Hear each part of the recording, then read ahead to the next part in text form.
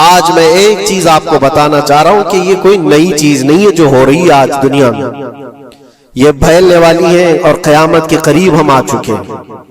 ہو سکتا ہے دنیا پوری جنگوں کے لپیٹ میں ہو، جو رسول پاک صلی اللہ علیہ وسلم نے ارشاد فرمایا قتل اتنا بڑھ جائے گا کہ 100 لوگ ہوں تو 99 مر جائیں گے، ایک بچ جائے گا، قتل اتنا بڑھ جائے گا۔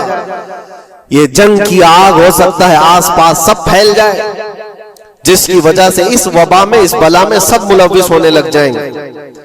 اور ایک بات یہ بھی یاد رکھو، چاہے جیسی بھی حکومت، تاریخ پوری اٹھا کر کے دیکھنا، ظلم کے بعد جو غرور و تکبر میں آ کر فرعون بننے کی کوشش کرتا ہے، اس کا انجام اللہ تعالیٰ بہت بھیانک فرماتا ہے، بہت بھیانک انجام ہوتا ہے۔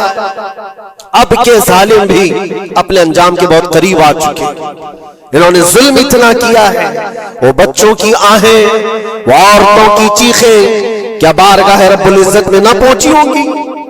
رب تبارک و تعالیٰ خود فرماتا ہے سَيَعْلَمُ الَّذِينَ ظَلَمُوا أَيَّ مُنْقَلَبٍ يَنْقَلِبُونَ، ان قریب ظالم یہ دیکھ لیں گے کہ کس پلٹی میں اللہ تعالیٰ انہیں گرانے والا ہے۔ جو جال وہ اپنے دشمنوں کے لیے بنتے ہیں، اللہ تعالیٰ اسی جال میں ان کو پھنساتا ہے۔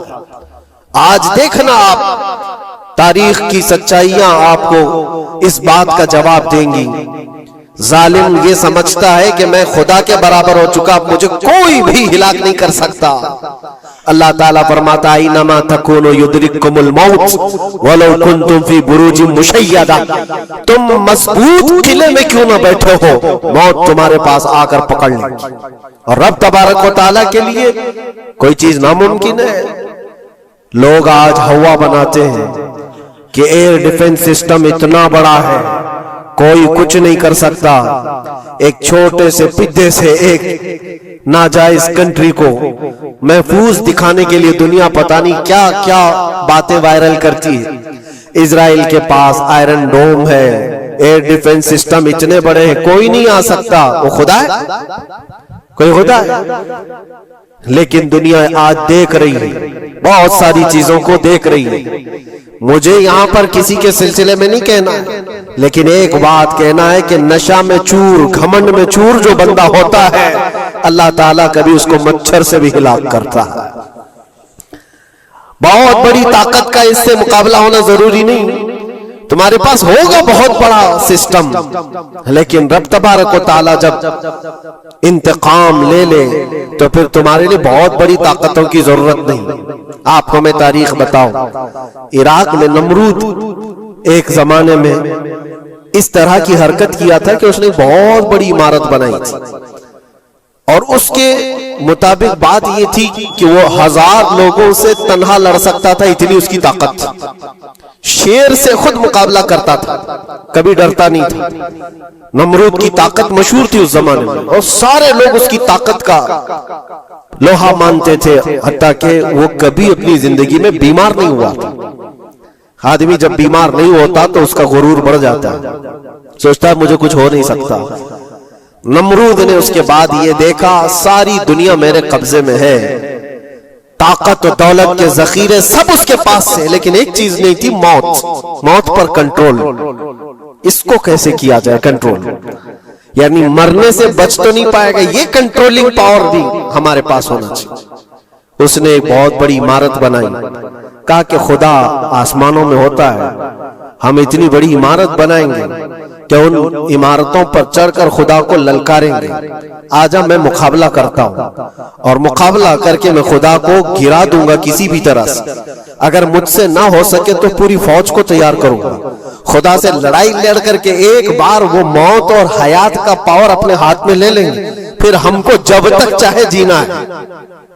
کہاں کی خام خیالی، لیکن اس نے بنایا، پوری دنیا بھر سے لوگوں کو جمع کیا، سب کی زبان ایک بنایا، سب کی کرنسی ایک بنایا، ساری اس پوری دنیا کے لوگ اس کی فوج میں، سب کو یہ باور کرانا شروع کیا کہ ہماری لڑائی ہے دنیا سے نہیں، ہماری لڑائی کریٹر سے، خالق سے۔ ہم اس سے پاور چھین لیں گے ایک بار، اور پھر اپنے ہاتھ میں موت و حیات کا کنٹرول رکھیں گے، جس کو جتنی لمبی عمر چاہیے میں دوں گا۔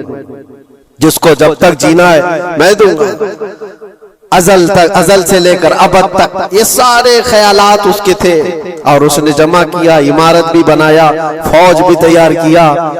کیا رب تبارک و تعالیٰ یہ نہیں دیکھ رہا تھا؟ اس کی تیاری، اس کا جمع کرنا، اس کی عمارت بنانا، بہت دنوں تک یہ سب کام چلتا رہا۔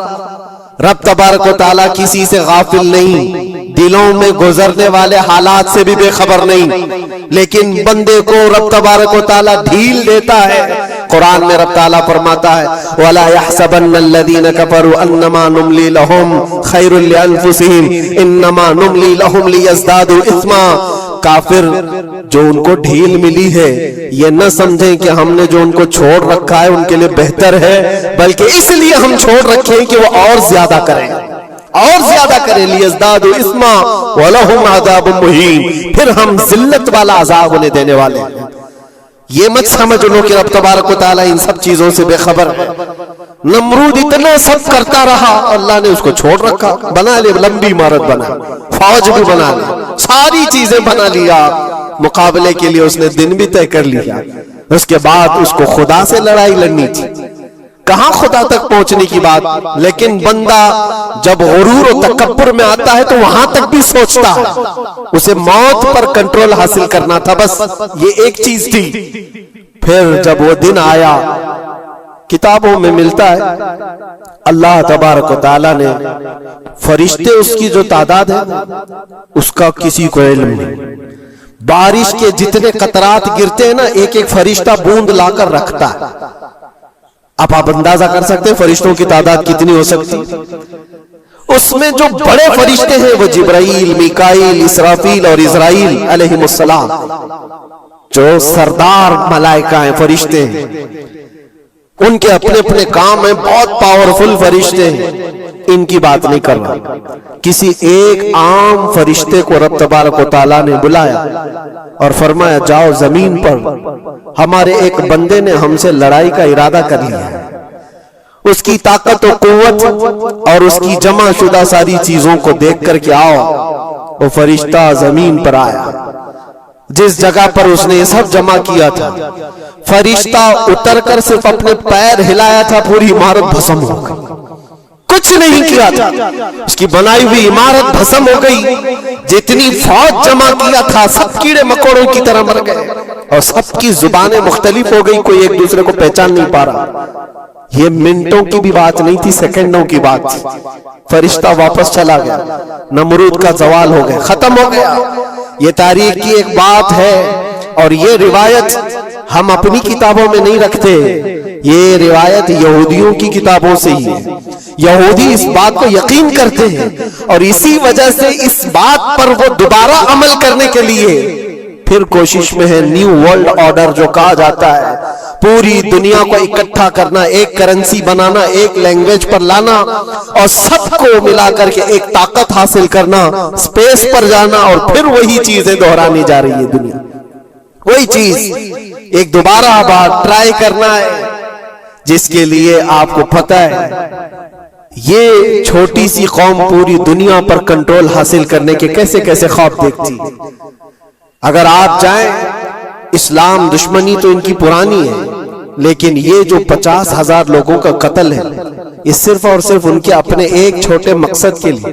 ہو سکتا ہے بہت ساری باتیں، غزہ پٹی ایک ہی علاقہ بچا ہوا ہے فلسطین کا، باقی سب تو یہ قبضہ کر چکے 1947 کے بعد، 48 کے بعد۔ چھوٹا سا حصہ جو باقی غزہ پٹی جس کی 20 لاکھ کی آبادی، اس علاقے پر اتنی زیادہ کیوں کرورتا ہے؟ کیوں؟ باقی سب جگہ پر اور بھی دیگر جگہ پر، یروشلم میں، ویسٹ بینک میں، کئی جگہوں پر مسلمان آباد ہیں۔ یہ غزہ کے لیے کیوں اس قدر سختیاں ہیں؟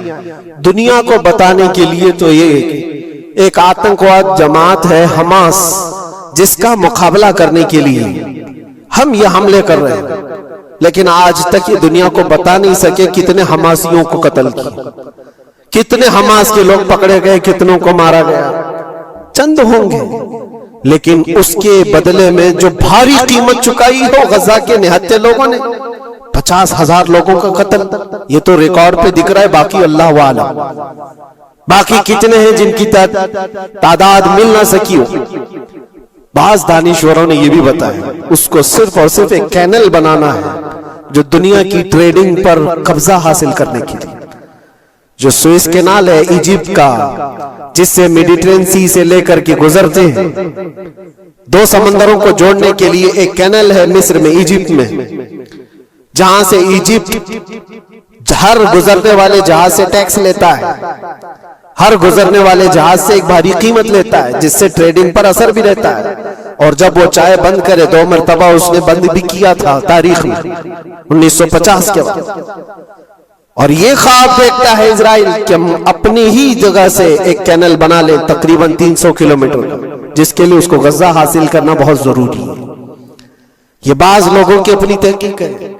تو کیا کوئی اپنے مفاد کا حاصل کرنے کے لیے 50,000 لوگوں کا قتل کر سکتا ہے؟ دنیا کو یہ بھیانک چہرہ بھی تو معلوم ہونا چاہیے. اگر ان کو کوئی راستہ بنانا ہے تو اس کے لیے انسانیت کا قتل کرنا.